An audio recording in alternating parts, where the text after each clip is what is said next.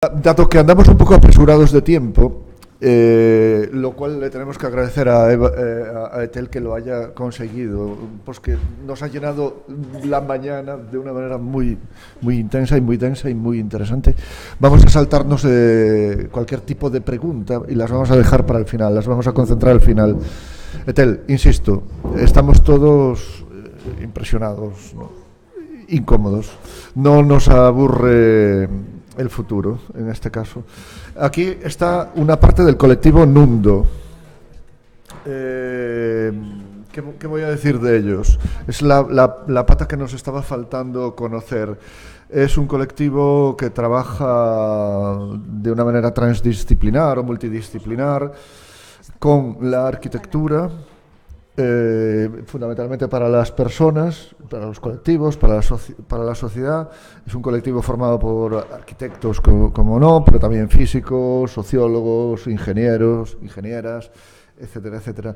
Y básicamente podemos decir una palabra de vosotras como colectivo, y es que basan su trabajo en deconstruir, ¿no? En borrar, en borrar las huellas que otros hemos ido dejando por ahí. Venga, Nundo, vosotros mismos. Muchas gracias. Buenos días. Bueno, antes de empezar, somos Gonzalo y Vero y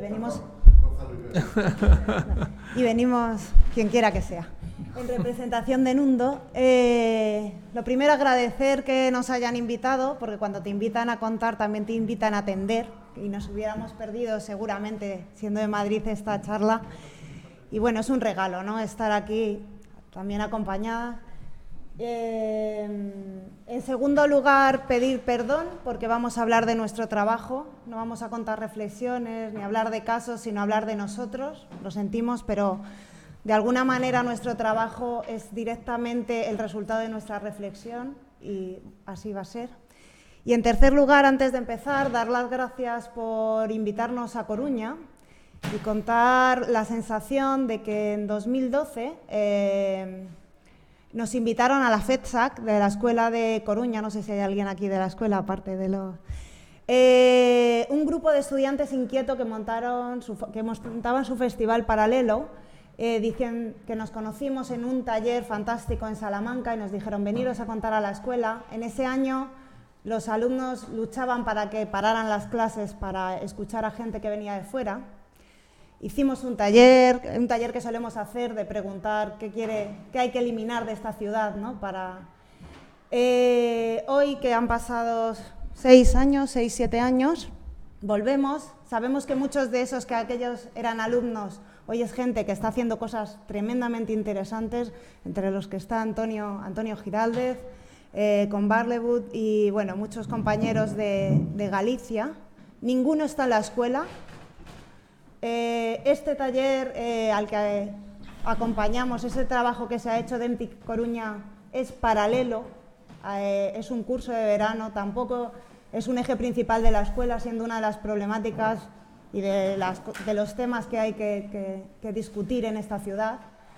Y no están los alumnos de la escuela tampoco, o sea, no hay un foro no sé si hay profesores, pero bueno, la verdad es simplemente desde fuera esta sensación de que en Coruña hay gente muy válida haciendo cosas muy interesantes y la escuela sigue siendo ese sitio gris del que todos se han separado, ¿no? Una vez dicho esto... No está mal para empezar. Y que podemos hablar con unas cañas después. Nada, contaros que somos Nundo. ¿Cómo va esto? Con las flechitas. Hay que quitarnos lo de abajo, por favor.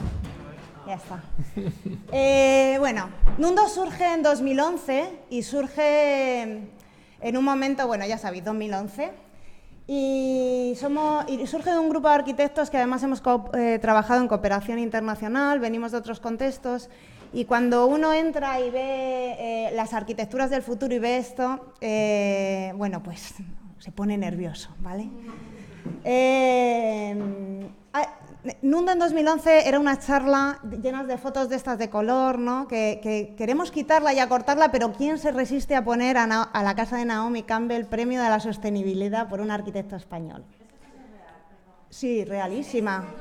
Sí. No, o sea, el proyecto, ¿no? Sí, claro que es real. Sí. Sí. Es la casa de Naomi Campbell, premio a la sostenibilidad. No me quiero extender más en este proyecto. Como es que entenderás, hay muchos. O sea.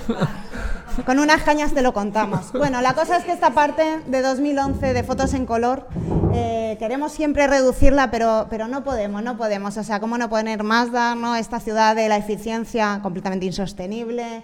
¿Cómo no poner estos desarrollos urbanísticos? ¿Cómo no poner las infraestructuras, la contaminación, los campos de golf en el desierto, que tanto nos gustan? Estas estructuras de claro que podemos hacerlo, todas las cosas abandonadas que tenemos, ¿no?, en el planeta, de todo tipo, viva el armamentístico. Las ciudades como ferias encendidas con problemas de energía nuclear, pero que nadie pone en duda si tenemos que tener la ciudad como una feria. Podría ser Vigo, pero todavía no. Ay, teníamos que haber puesto Vigo. Tenía que haber puesto Vigo, se nos ha olvidado. El tema de la piscina más grande de agua potable en Chile, de agua dulce en Chile. El turismo, bueno, todas estas problemáticas que en 2011 nuestra charla era esto y al final decíamos hay que eliminar, pues lo intentamos acortar, pero es que no podemos. Bueno, de todo esto surge Nundo, surge de querer, por favor, elementos de todas las escalas, o sea, ¿cuántos de estos hay construidos, producidos y vendidos? ¿Cuántos los necesitamos? Este también mola, hasta aquí. Nundo entonces surge ahí diciendo, bueno, tiene que haber una manera de mejorar las ciudades en las que vivimos y a lo mejor simplemente quitando cosas es suficiente, no hace falta construir más. Y nosotros como técnicos creemos que somos una parte que podemos ayudar a determinar qué cosas hacen falta quitar y qué cosas hay que eliminar.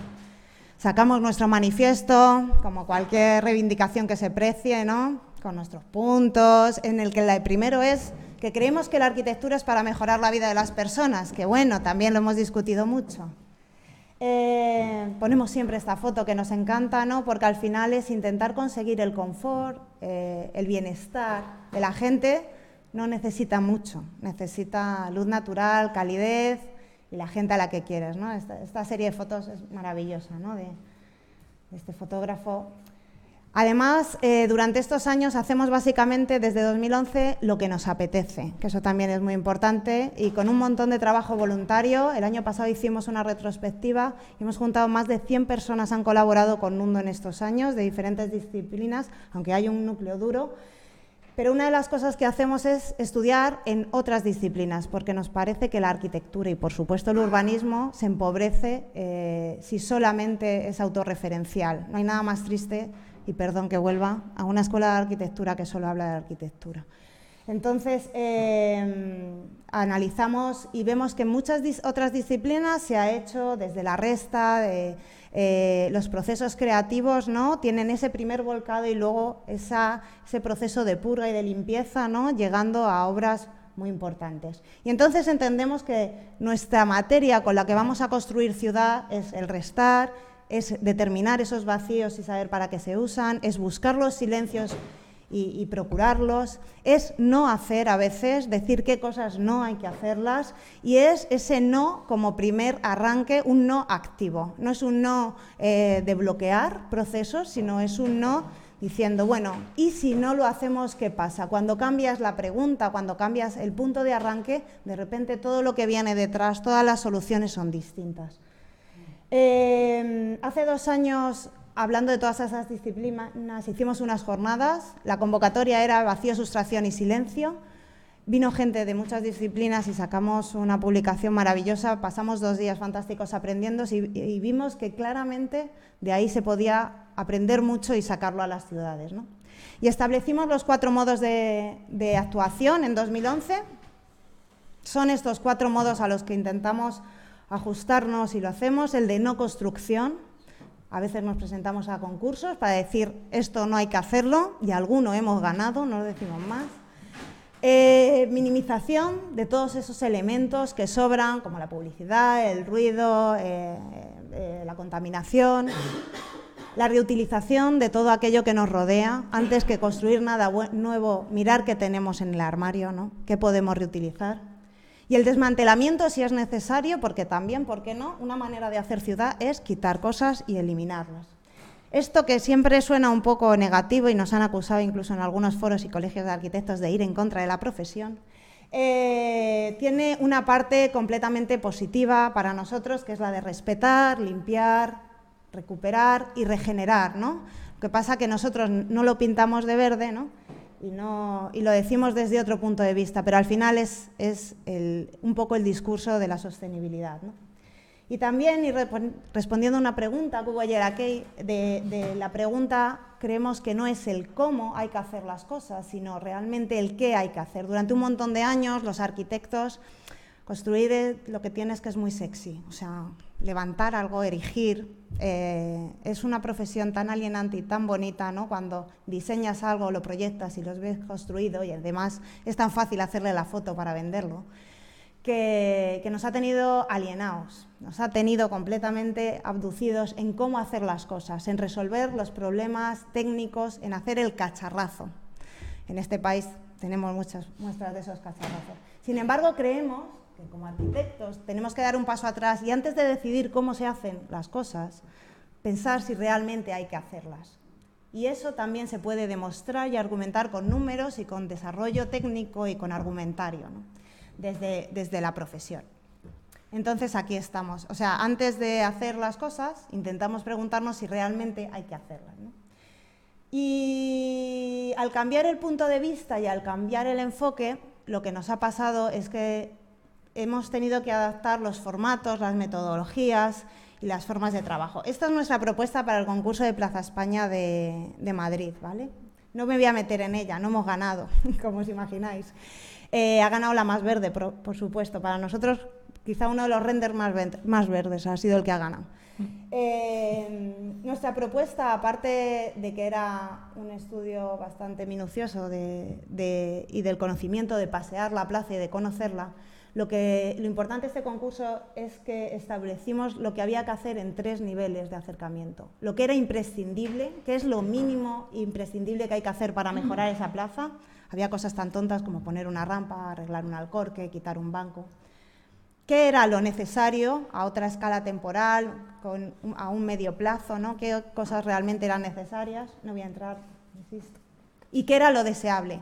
Porque los proyectos, una cosa que hacemos es intentar resolver el aquí y el ahora, pero sin olvidarnos de la utopía. Siempre el deseable era oye, que casi lo tenemos ahora mismo, sí. Que era hacer peatonal la almendra central de Madrid, ¿no? Era utópico hace 2 años y parece que nos está saliendo. Es muy importante los proyectos de urbanismo, que ahora explicaremos. Se habla mucho de los grandes planes y de los planes urbanos que tienen formatos y tiempos de entre 2 y 5 años, ¿no? Y tomas decisiones y cuando llegas ya ha cambiado la ciudad, ¿no? Creemos que hay que hacer un urbanismo, una regeneración urbana, si queréis, mucho más rápida y mucho más de detectar y resolver el aquí y el ahora, pero que esas soluciones puntuales cercanas siempre tengan como foco la utopía de dentro de 100 años. Lo que vaya a pasar dentro de 15 o de 20 no nos interesa. No estamos trabajando para eso, estamos trabajando para mejorar lo que pasa ahora y que lo que pase ahora y hagamos garantice que las generaciones futuras puedan seguir usando las ciudades. ¿Quieres preguntar? Sí, porque si no, no puedo ir al botoncico. Como le conozco, le gusta a él. Bueno, entonces, después de todo esto, que es un poco nuestro punto de partida casi más conceptual también y de posición personal y profesional ante lo que tenemos delante y los problemas que tenemos delante, pensaréis, ¿y esto cómo se hace, no? Bueno, pues como decíamos también al principio, todo este posicionamiento inicial sobre lo que está pasando ha ido desarrollándose en cómo proyectar la ciudad con estos conceptos, con el vacío, con restar, con minimizar, porque, y ya lo decimos, a nosotros el vacío nos gusta y no es un problema. Quizás el problema del vacío es quién lo utiliza para qué, ¿no? Y quién tiene la decisión sobre el vacío, pero el vacío en sí nos parece que está bien. Entonces, uno de nuestros principales puntos que tiene mucho que ver con todo esto es cómo se proyecta la incertidumbre. Y tiene que ver con que no tenemos ni idea y aceptar que mañana o pasado o dentro de un año no sabemos qué va a pasar. ¿Cuántos planes, cuántas intervenciones han pasado en el mundo que tenían una proyección de futuro, de un desarrollo económico fantástico y viene una crisis y ¿qué pasa con el plan? Pues no sirve para nada, ¿no? En ese sentido es donde nosotros encuadramos lo que llamamos los planes Nundo, que es nuestra, como decía Vero, nuestra herramienta, nuestra manera un poco de llevar a cabo o de plantear los principios de hacia dónde tiene que ser la regeneración de las ciudades. Y nos basamos en algunos conceptos que entendemos que son básicos a la hora de afrontar una regeneración urbana o qué ocurre en las ciudades. Planificar en la persistencia, y nos referimos a que lo que está ahí es lo importante, no lo que podría estar ahí, sino vamos a cambiar la perspectiva y a pensar en las oportunidades como aquello que ya está existiendo ahí y que se puede aprovechar o se puede poner en valor, o cosas que han ocurrido antes que eran válidas y que se pueden recuperar, y no empezar a inventarnos la rueda 20 veces con fantásticas ilusiones del futuro que quizás, y lo más probable es que no funcione. Entonces, trabajamos mucho en la persistencia, en qué es lo que pasaba y qué es lo que pasa, para aprovecharlo, para ponerlo en valor, para que tenga una posibilidad de solución, ¿no? También entendemos que uno de los puntos principales de la producción de la ciudad, del hábitat, es el tiempo. Necesitamos tiempo para repensar. Tenemos que intentar enfocar nuestras intervenciones a la reversibilidad, es decir, no sabemos cuánto puede funcionar algo o cuánto no, ¿no? Esto va muy en contra de los tiempos actuales, ¿no? Vamos a construir San Chinarro, vamos a construir todo, construimos superficies infinitas de viviendas en 2 años y vamos a pegar el pelotazo inmobiliario y nos llevamos todo el dinero. Pero eso va en contra de la producción de la ciudad y de la producción social, ¿no? En ese sentido, entendemos que hay que tomarse un tiempo para repensar y para rectificar. Lo que comentaba también Verónica, del tema del intervenir de presente y pensar en el futuro, ¿no? en esa utopía del final. Pero el presente es un presente activo, ¿no? Es un presente en el que se puede intervenir. Y no hay que estar 10 años analizando las cosas para dar una solución que funcionaba hace 10 años, ¿no? Que es un poco lo que pasa ahora mismo con todos los planes y toda la producción de la ciudad. Y también entendemos que lo interesante es producir una evaluación transformadora. Es decir, la evaluación no es una cosa que haces al final de un proceso, ¿no? Es una cosa que tiene que ir acompañando el proceso. Por eso toda la participación, por eso toda la implicación de todos los agentes es esencial a la hora de entender cómo se desarrolla y se gestiona un plan, ¿no? Y con todo esto entendemos que también hay que dar un punto más. Hay que cambiar un poco la concepción de los planes como la zonificación de todo. Hay que reservar espacios para el vacío, para la posibilidad, para las cosas que pueden pasar o que no prevemos que puedan pasar y estén disponibles para algo. Porque hay una obsesión por definirlo todo. Hasta el último pedazo de la ciudad tiene que estar definido con un uso y con una actividad. Y diréis, bueno, sí, claro, es que eso es para que no venga cualquiera y se ponga a hacer lo que quiera. Y es verdad, es cierto. Pero vamos a generar un poco otro tipo de procesos de control y de fiscalización para que se puedan producir esos espacios de oportunidad y de flexibilidad. Y entonces, con todo esto, basamos en nuestras intervenciones en intentar hacer el mínimo impacto, o sea, la mínima intervención para generar el máximo impacto. Y la mínima intervención es mínima. No quiere decir que sea pequeña ni que sea grande, sino que sea lo más sencillo y lo más mínimo posible.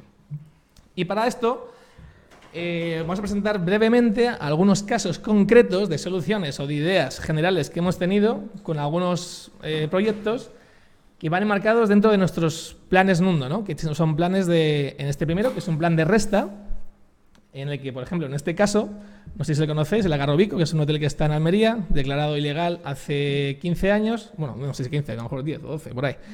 Llevan litigios para demolerlo y hicimos en el 2011 un informe técnico sobre cómo desmantelar este hotel para recuperar la playa, de manera que el proceso no fuera un proceso de pérdida económica y pérdida social, sino que en todo este proceso se planteaba una serie de actividades donde la gente también se podía formar en un tipo de construcción selectiva, hacer pruebas de I+D sobre técnicas de desmantelamiento, y cada vez que iba avanzando el proyecto, más gente iba implicada y iba desapareciendo nuestro fantástico hotel para llegar a lo que era inicialmente, que era una playa con una calidad paisajística brutal, ¿no? Y con un atractivo turístico muy grande.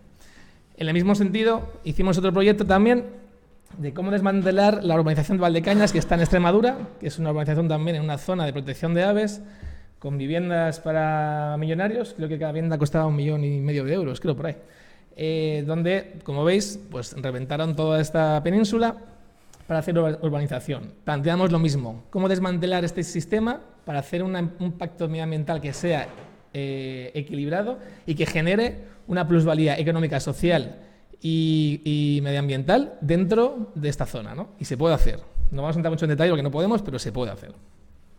Lo que pasa es que es menos rentable a nivel solo económico, quizás, pero en el resto de niveles todos son más que rentables. En el plan de una construcción, que es otro de nuestros planes, tiene que ver con dar alternativas a posibles proyectos que pueden ser nocivos a largo plazo. Este es en Kalmar, en Suecia, que es un plan municipal donde querían construir una serie de viviendas en esta zona, que está al lado del municipio, que es una zona de humedales, con un paisaje muy característico de todo este municipio. Y nuestra propuesta, que esto sí que además nos hicieron caso, que fue una gran victoria, fue no construir el humedal y identificar en los vacíos urbanos del municipio cuáles son las posibles alternativas a las necesidades reales que tenía el municipio, tanto de vivienda como de espacios públicos como de equipamientos. Porque nadie se había parado a pensar que quizás la solución esté ya en el propio entramado municipal. Y para nuestra... Es un concurso, además, y este lo ganamos. Para nuestro sorpresa y regocijo, nos hicieron caso y no se han construido las viviendas y han replanteado el plan general para aprovechar la estructura y la zona urbana consolidada. Plan de vacíos. Esto es muy también de lo que nos viene a las jornadas, ¿no? Cómo utilizar los vacíos para otro tipo de actividades. Esto es en Don Benito. En Don Benito, que está en Extremadura, querían construir, para atraer el turismo y para generar un poco de actividad relacionada con el pueblo, querían construir un aparcamiento debajo de la plaza del pueblo, enfrente de su catedral, para que la gente viniese en coche al centro del pueblo, pudiese comprar alrededor de las tiendas y volverse a sus pueblos, ¿no? Bueno, nuestra propuesta fue no construir el aparcamiento, plantear algunos aparcamientos disuasorios y dar una respuesta diferente a esa especie como de voluntad de generar más atractivo dentro del pueblo. Estudiando un poco el plano del pueblo y andando con la gente y haciendo algunos talleres, nos dimos cuenta que hay un montón de espacios vacíos dentro de las manzanas que eran de propiedad privada, ¿no? De cada uno de los vecinos. Y el planteamiento fue, vamos a identificar esos vacíos, que son estos que están aquí identificados, para plantear días de paseo o de apertura de esos espacios privados individuales que puedan generar un atractivo, ¿no? A que la gente venga a disfrutar y venga a conocer otra visión de la ciudad, ¿no? En este caso del pueblo, más atractiva, que no sea añadiendo cosas, sino viendo esos vacíos, cómo se van entramando, qué es lo que pasa en esos vacíos, cómo la gente los utiliza y compartiéndolos, ¿no? Que era otro tipo de actividad económico-social dentro de una zona ya consolidada y ya existente, sin necesidad de construir aparcamientos ni cosas por el estilo. También la gente, si va aquí, pues se da un paseo por ahí, se toma un par de cafés y bueno, pues supongo que también a la gente de las cafeterías les parece bien, ¿no? Otra estrategia de cómo generar estos recorridos y esta actividad cultural y social en los entornos. Plan de minimización. Esto tiene que ver con, como decíamos antes, qué elementos se pueden restar y minimizar de nuestros entornos. En este caso fue un proyecto que hicimos en Suiza, que sí que no lo ganamos porque fue quizás un poquito más punky, que lo que planteamos era una zona que estaba fuera de la zona de Ginebra y querían densificar una zona residencial que estaba en la periferia de Ginebra. Nuestra propuesta fue, vamos a hacer un sistema de compensación. Vamos a minimizar el tráfico, que es una zona como de tránsito hacia la ciudad para que la gente vaya a trabajar. Vamos a minimizar el tráfico, las autopistas, a plantear un mayor uso de transporte público y para densificar no va a ser una densificación al uso. Si tú quieres densificar en tu parcela y quieres a lo mejor aumentar o dividir tu vivienda para que quepan dos, no a lo mejor construyendo, sino dividiendo, tienes que ceder parte de tu superficie para generar una red de caminos peatonales que conecten todo el territorio. Desde una zona que había aquí, que era la zona del río, hasta la otra zona que estaba en otro lado de la zona urbana, que es de agricultura, para potenciar esa especie de relación, ya no solo con el territorio, sino entre los vecinos, de convivencia y peatonalización. Entonces, claro, te dejamos densificar si minimizas las barreras y nos dejas poner unos espacios peatonales. Pues a los suizos no les gustó mucho. En este caso, parece que la propiedad privada es una cosa que lo tienen muy identificado.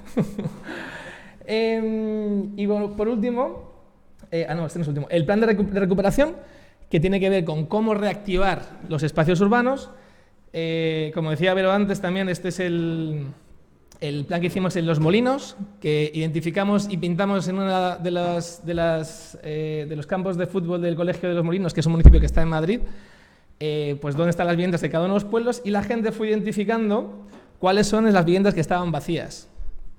Y también vinculadas a un catálogo que estaba haciendo el municipio sobre también un catálogo histórico, ¿no? Y toda la gente iba apareciendo en el campo de fútbol, iba pintando con unos colores cuáles son las viviendas que estaban vacías.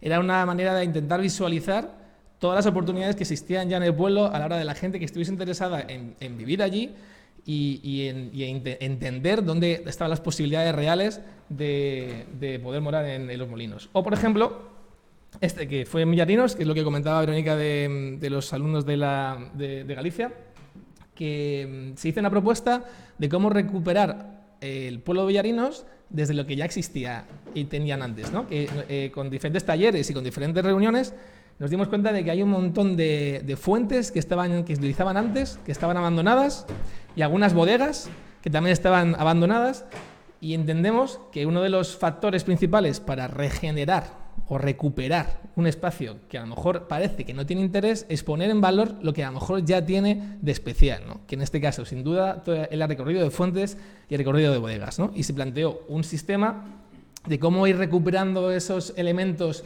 abandonados, esos elementos que estaban ya en desuso, podría generar un mayor atractivo en el municipio. Y después tenemos algunos planes, porque claro, os hemos presentado cuáles son nuestras posturas específicas, ¿no? De cada uno de los planes que tiene que ver con nuestra actividad principal. Pero ¿qué pasa con los planes normales, ¿no? ¿Qué pasa con los planes al uso, los tradicionales, los planes de los PGU y los de accesibilidad y los de movilidad, ¿no? Para ello también tenemos una manera de funcionar que queremos que sea compatible con las necesidades de la ley, que a veces es bastante estricta y un poco pasada, pero entendemos que es un juego de juego de cintura.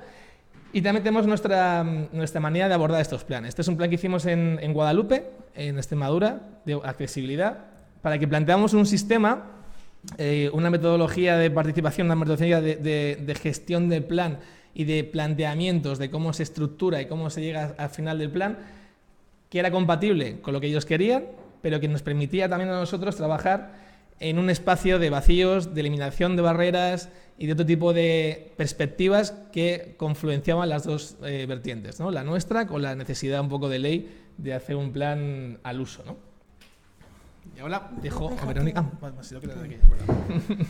Bueno, después de esta lluvia de proyectos que no es más que una demostración para nosotros de que se pueden hacer propuestas concretas y con números de cosas, contaros que, bueno, en 2015-2016 surge la necesidad de sacar la oficina técnica de Nundo, ¿no?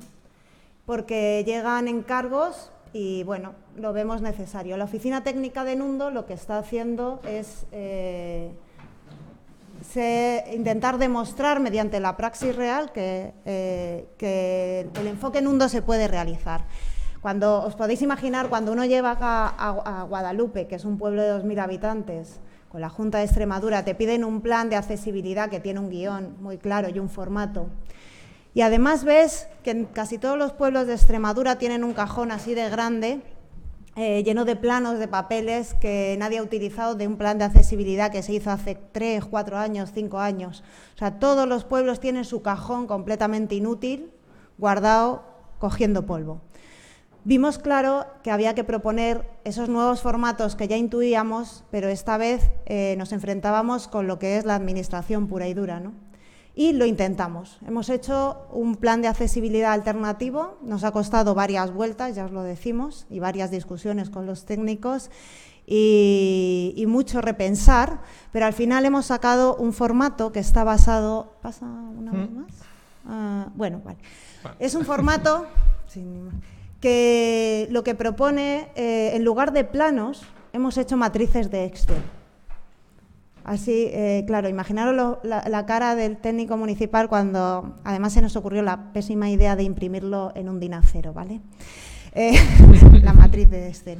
¿Qué estamos haciendo? Estamos intentando desgranar analizamos todas las problemáticas, analizamos todas las oportunidades y sacamos todas las propuestas. Nos salieron, creo que en Guadalupe fueron 196 propuestas diferentes. No, pues el número ya. Me lo estoy inventando el número, ¿vale? Pero... Cada propuesta completamente concreta estaba jerarquizada por prioridad para los objetivos generales, por coste y por tiempo de implementación. De tal manera que es una matriz de Excel para la toma de decisiones. No es un proyecto cerrado con unos planos y una estrategia para ejecutar con un presupuesto concreto de aquí a 5 años en Guadalupe. Son X propuestas puntuales que pueden ejecutar dependiendo de sus fondos, de sus circunstancias, de sus objetivos, en cualquier orden, y que si las ejecutan todas tienen su plan de accesibilidad completo. Pero, por ejemplo, había unas 40, me invento los números, perdonadme, que se podían ejecutar en menos de 3 meses, que tenían un coste inferior a 15.000 euros y que eran prioritarias para la gente, como por ejemplo hacer un plan de accesibilidad para la oficina de turismo, así de sencillo. Bueno, este formato de matrices lo hemos ido completando y hemos ido trabajando en él. Y ahora mismo lo que estamos trabajando es que tenemos una metodología muy clara, con un enfoque en Undo muy claro, un procedimiento de cómo llevarlo a cabo, que es un procedimiento que hemos ido ajustando y que seguimos ajustando en cada trabajo que hacemos. Y ahora el siguiente paso son las herramientas. Estamos desarrollando, como no, una plataforma digital de encuentro, de participación, de visibilización y de gestión para poder llevar a cabo. Yo creo que en todos estos discursos, en estos años todos nos hemos dado cuenta de las problemáticas, hemos diagnosticado y la barrera, al menos en este país, está sobre todo en llevarlo a cabo, ¿no? En lo que contaba Eva antes, ¿no? En cómo enfrentarte a esa burocracia que o es una iniciativa privada de alguien con mucho capote o es realmente complicado de llevar a cabo. Para eso estamos haciendo las herramientas, las tecnologías están de nuestra parte en este sentido. Y luego, bueno, hay otra parte que ya sería la última, que es una certificación de buenas prácticas, que es en lo que estamos trabajando ahora también, para un sello Nundo sobre qué proyectos siguen los criterios de mínima intervención y máximo impacto. Lo interesante de esto es que el último trabajo que hemos realizado ha sido Atocha para ADIF. Esto es una cosa también bonita de contar, ¿no? En 2012 hicimos un taller completamente punky, como dice, para visibilizar todos los problemas que tenía la estación de ADIF. Escribimos artículos, llamamos a un montón de gente, participamos, organizamos un taller de un fin de semana y un año después seguíamos quedando los fines de semana para hablar de Atocha y seguir haciendo los planos. Y alguien en ADIF leyó los artículos, que no salían muy bien parados, la verdad. Y en 2016 nos llamaron y nos dijeron, oye, nos interesa lo que habéis hecho, ¿qué haríais en la estación de Atocha? ADIF nos contrata y volvemos a poner en movimiento todas esas matrices, que en este caso a los ingenieros de ADIF les han encantado, claro, también hay que ajustar a cada uno. Y hemos hecho un plan de resta de todo lo que habría que eliminar de la estación para que volviera a ser un edificio como merece, ¿no? Y volver a... Está centrado, y esto es muy interesante, en la experiencia del viajero. O sea, ADIF nos pide esto porque el departamento de publicidad y marketing de ADIF ha determinado que las estaciones ya no tienen que ser ese tenderete soporte de publicidad, sino una experiencia para el usuario. Y ahí es donde entramos, ¿no? Que es esa dualidad, es lo de las máscaras que contaba antes Ethel, ¿no? O sea, cómo el sistema absorbe y estás dentro, fuera o en el límite donde te dejan estar. La realidad es que hemos utilizado las herramientas, hemos propuesto un proyecto de desmantelamiento y resta de la estación de Atocha, de todos los elementos. En este plano podéis ver, esa es la situación actual, hemos mapeado todo lo que hay y hemos hecho un proceso que si a alguno le interesa lo compartimos, de qué habría que restar para dejarlo. Nuestra propuesta es dejarla monda y lironda, como quien dice, para que sea una plaza y un punto de encuentro de la ciudad. Hemos quitado los coches de fuera, la publicidad, todo. Y bueno, ahora mismo son las directrices que hay encima de la mesa para DIF para las próximas ampliaciones de la estación. Y con esto yo creo que terminamos. No sé si quieres añadir algo más. Sí, solo una consulta más. Para nosotros lo esencial de todo esto, sea en Atocha, sea en Guadalupe, sea en cualquiera de los sitios, es que partimos de un punto de vista diferente, ¿no? Y esto es lo que ha llegado, como hemos explicado, a toda esa metodología. Es entender que quizás nuestros instrumentos actuales de cómo generamos la ciudad, cómo la planificamos, cómo la entendemos, el propio lenguaje con el que hablamos de ella, ¿no? Cómo entendemos que son las herramientas que tenemos que utilizar, los planos, los cajones, ¿no? Incluso la perspectiva de vamos a ampliar, vamos a meter cosas para que todo funcione bien, es lo que pensamos que es erróneo, ¿no? Y desde ese punto de vista hemos ido adaptando y hemos ido construyendo nuestro discurso, construyendo nuestra manera de hacer, pensando alternativas reales que se pueden implementar. Y en ese sentido es donde ha salido todo este monstruo, ¿no? Un poco que tenemos entre las manos, que es súper divertido, porque creemos realmente que se puede hacer de otra manera y que hay una manera de hacerlo desde los vacíos y desde la no acumulación de objetos y de cosas que no son pertinentes. Sí, solo para terminar, que algunos ya lo estaréis pensando, cuando fuimos a Don Benito, donde propusimos que no se construyera el parking, alguien nos hizo una crítica que nos la han hecho muchas veces, ¿no? Nos decía, en realidad, vuestra propuesta es la más cara. Decíamos, ¿por qué es la más cara, no?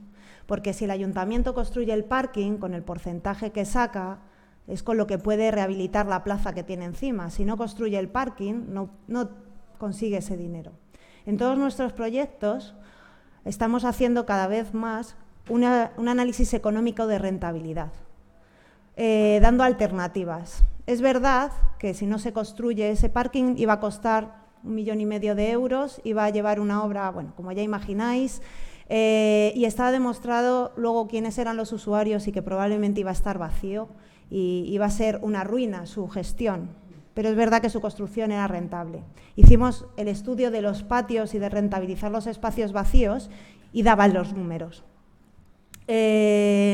Nosotros estamos cada vez más comprometidos con sacar esos datos técnicos y numéricos de la rentabilidad de las cosas. La rentabilidad económica, que significa financiera y social, ¿no? O sea, es un cálculo integral que da positivo si están bien echadas las cuentas y no son mentirosas, ¿no? Sí, total. Y bueno, y solo también por decir, no somos los únicos, ¿eh? Hay mucha gente que está trabajando, por ejemplo, en esto que acaba de decir Verónica, de cómo se mide la rentabilidad medioambiental de un proyecto, ¿no?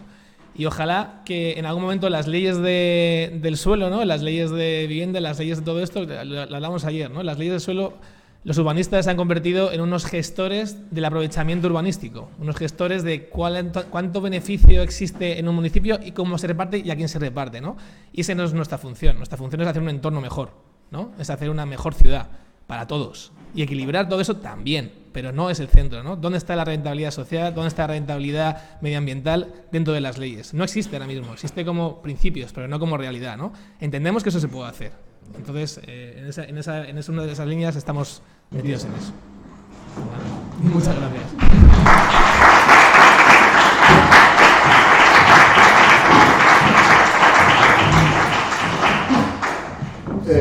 Bien. Lo vamos a concentrar al final. Sí, porque muchas gracias, pero gracias Gonzalo. Ellos nos han demostrado que deconstruyendo se puede progresar, socialmente. Nos orientáis hacia el decrecimiento, que es una teoría que a los que estamos detrás de todo este proyecto nos gusta mucho, ¿no?